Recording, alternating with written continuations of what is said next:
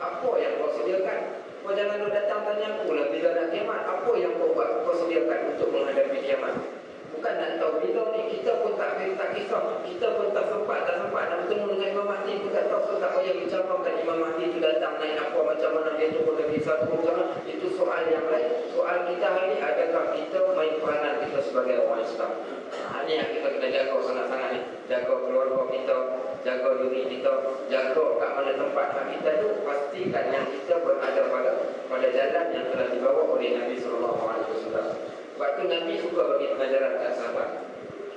Satu ketika Nabi bermusafir sampai kat satu tempat, Nabi berhenti duduk kat bawah pokok. Nabi tak duduk diam. Nabi ambil satu batang kayu, Nabi garis kat atas pasir. Nabi kata, ini jalan siratul mustaqim. Yang ni jalan-jalan syaitan. Nabi pun sebut, wa inna hadza siratul mustaqim fattabi'u wa la tattabi'us subula fatafarraqu bikum an sabilihi. Ini antara jalan-jalan yang lurus. Ikutlah jalan yang lurus ini. Jangan kamu ikut jalan-jalan yang boleh menyebabkan kamu bercerai-berai ataupun lari daripada jalan-jalan yang Allah telah tetapkan. So kita punya stand kita, kesimpulan kita, tak perlu untuk mengetahui pun bila akan datang Imam Mahdi. Cukup hanya sekadar sebagaimana yang digambarkan dalam hadis, Imam Mahdi akan datang bantu agama. Habis itu apa yang kita bantu agama? Kita bantu ke tidak agama kita? Ini soalannya. Yang kedua juga, Imam Mahdi itu berada di atas sunnah. Bila dia berada di atas sunnah, beliau digelar Al-Mahdi, orang yang diberi petunjuk. Adakah kita ni orang yang berada di atas sunnah ataupun tidak? Kalau kita tak berada di atas sunnah, maka tak mustahil kita tidak berada di atas petunjuk Allah. Takut-takut kita sesat berada di akhir zaman. Hak ketiga, Nabi kata, Nabi hadis riwayat Imam At-Tirmizi, "Sataftariqu ummati ala isna wa sab'una firqah." Umat aku ni akan berpecah kepada 72 kumpulan. Satu kat dalam syurga, 71 kat dalam neraka. Malaikat apa dia? Ma ana alaihi wa ashabi. Apa yang aku bawa dan juga sahabat-sahabat aku bawa. Yang selain daripada hadisnya menyebut wa khulafa ar-rasyidin al-mahdiyyin, dan juga khalifah-khalifah aku yang mendapat petunjuk daripada aku, al-mahdiyyin. Disebut kata al-mahdi. Siapa dia? Orang yang mengikuti sunnah. Ikut sunnah Nabi, jaga Al-Quran, jaga sunnah, dua benda ni, maka insyaAllah kita selamat. Tapi kalau duduk kat sini, kat dunia ni, kita masih lagi duk buat benda-benda yang Nabi tak suruh duk kalau buat.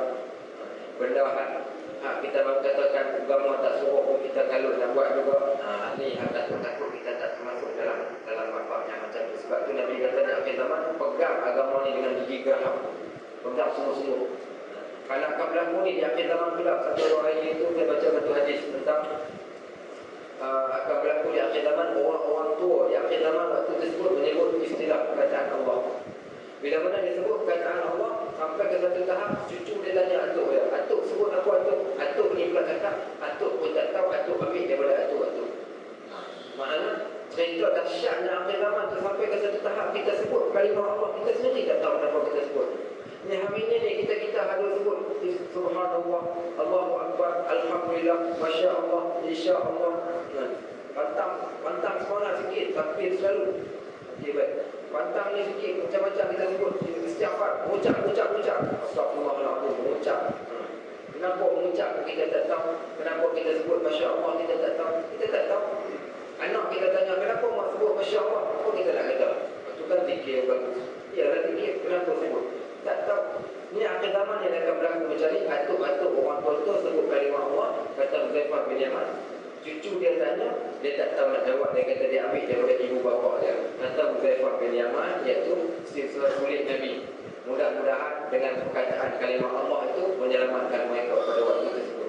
Pada zaman yang cukup dahsyat pada waktu itu. Lepas tu kita mudah-mudahan kita berada pada jalan yang betul, jalan yang tepat, dan Allah tak sesatkan kita hari yang mana berlaku banyak kesesatan. Antara sifat Dajjal pun antaranya mula dibawa dengan benda-benda baik. Dia bawa orang untuk percaya ke Allah, Al-Quran, sunnah Nabi. Akhir sekali dia lecurkan ke arah yang lain. Hari ini banyak berlaku macam tu. Orang gunakan agama untuk mendapat keuntungan dunia. Agama dibisneskan sampai ke tahap kalau balik kat kedai pokok-pokok ni letakkan air Yasin malam Jumaat, dia jual ni air Yasin malam Jumaat. itu kat MITC saya pergi jumpa air yang dijual. Saya tanya air apa ni? Dia kata air Al-Quran yang dimakan oleh anak-anak 30 ribu. Saya kata saya mau pergi.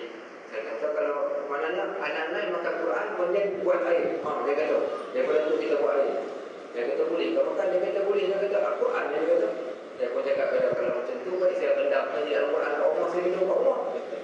Dah kata anak-anak makan ni, aku sendiri makan. Gigit Al-Quran tu makan. Kamu nak cari bakat kan? Nah, sahabat yang ambil satu muka. Nampak surah Al-Quran. Nak jadi yang kelas ambil surah Al-Quran, potong-potong pun lagi minum. Ini kita katakan banyak benda-benda macam ni yang berlaku pada kita. Lepas tu kita kena jaga mudah-mudahan insya-Allah kita tak sesat dari mana kita duduk ikut sunnah Nabi SAW.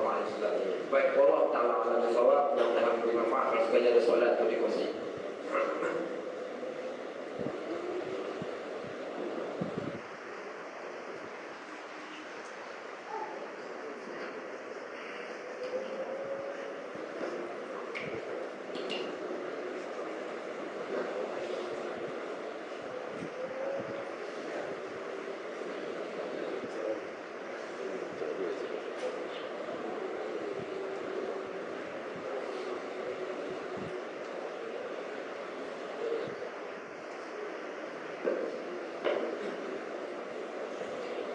Ada soalan? Ya.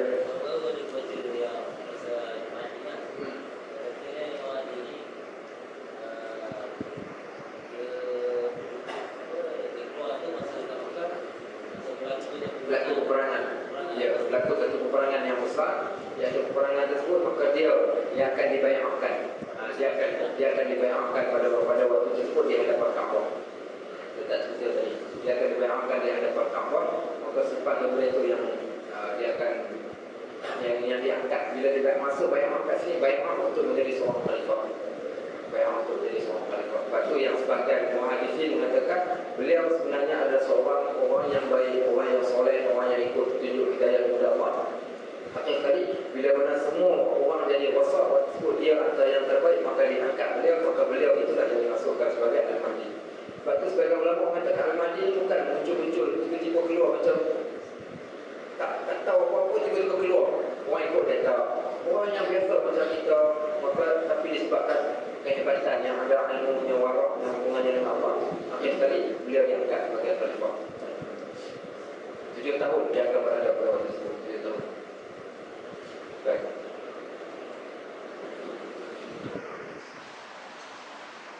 Ibu-ibu ada soalan ke?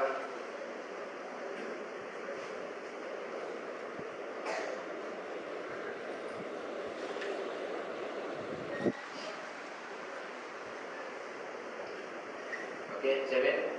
Besok. Baik.